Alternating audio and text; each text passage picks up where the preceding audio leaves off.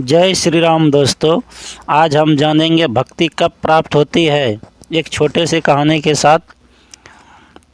श्री अयोध्या जी में एक उच्च कोटि के संत रहते थे। उन्होंने रामायण का श्रवण करने का व्यसन था। जहाँ भी कथा चलती वहाँ बड़े प्रेम से कथा सुनते। कभी कभी किसी प्रेमी अथवा संत से कथा कहने की विनती करते। एक दिन राम कथा सुनाने वाला कोई मिला नहीं। वही पास से एक पंडित जी रामायण की पोथी लेकर जा रहे थे। पंडित जी ने संत को प्रणाम किया और पूछा कि महाराज क्या सेवा करें। संत ने कहा, पंडित जी रामायण की बात सुना दो, परंतु हमारे पास दक्षिणा देने के लिए रुपया नहीं। हम तो फक्कड़ साधु है।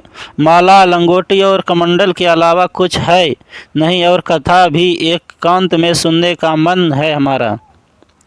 पंडित जी ने कहा, ठीक है महाराज। संत और कथा सुनाने वाले पंडित जी दोनों सरयू जी के किनारे कुंजों में जा बैठे। पंडित जी और संत रोज सही समय पर आकर वहाँ विराजते और कथा चलती रहती। संत बड़े प्रेम से कथा श्रवण करते और भाव विभोर होकर कभी नृत्य करने लगते तो कभी रोने लगते। जब कथा समाप्त हुई तब संत ने पंडित जी से कहा, पंडित जी आपने बहुत अच्छी कथा सुनाई। हम बहुत प्रसन्न हैं। हमारे पास दक्षिणा देने के लिए रुपया तो नहीं, परंतु आज आपको जो चाहिए वह आप मांगे।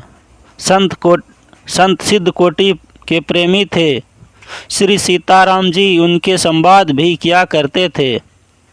पंडित जी बोले, महाराज हम बहुत गरीब हैं, हमें बहुत सारा धन मिल जाए। संत ने प्रार्थना की, प्रभु इसे कृपा कर धन दे दीजिए। भगवान ने मुस्कुरा दिया। संत बोले, तथास्तु। फिर संत ने पूछा, मांगो और क्या चाहते हो। पंडित जी बोले, हमारे घर पुत्र का जन्म हो जाए। संत ने पुनः प्रार्थना की और श्री राम जी मुस्कुरा दिए। संत बोले, तथास्तु, तुम्हें बहुत अच्छा ज्ञानी पुत्र होगा। फिर संत बोले, और कुछ मांगना हो तो मांग लो। पंडित जी बोले, श्री सीताराम जी की अखंड भक्ति प्रेम हमें प्राप्त हो। संत बोले, नहीं, ये नहीं मिलेगा। पंडित जी आश्चर्य में पड़ गए कि महात्मा क्या बोल गए। पंडित जी ने पूछा, संत भगवान यह बात समझ नहीं आई। संत बोले, तुम्हारे मन में प्रथम प्राथमिकता धन सम्मान घर की है, दूसरी प्राथमिकता पुत्र की है और अंतिम प्राथमिकता भगवान की भक्ति की है। जब तक हम संसार को, परिवार, धन, पुत्र आदि को प्राथमिकता देते हैं तब तक भक्ति नहीं मिलती।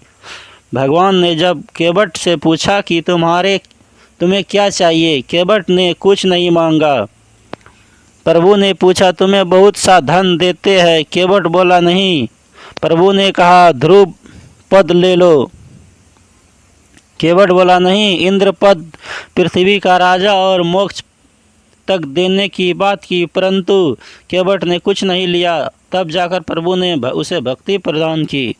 हनुमान जी को उनकी माता ने अनेकों वरदान दिए, बल, बुद्धि, सिद्धि, अमरत्व आदि, परंतु उन्होंने प्रसन्नता नहीं हुई। अंत में जानकी जी ने श्री राम जी का प्रेम, अखंड भक्ति का वर दिया। प्रहलाद जी ने भी कहा कि हमारे मन में मांगने की कभी कोई इच्छा ही उत्पन्न नहीं हो। भगवान ने अखंड भक्ति प्रदान की। जय श्री राम।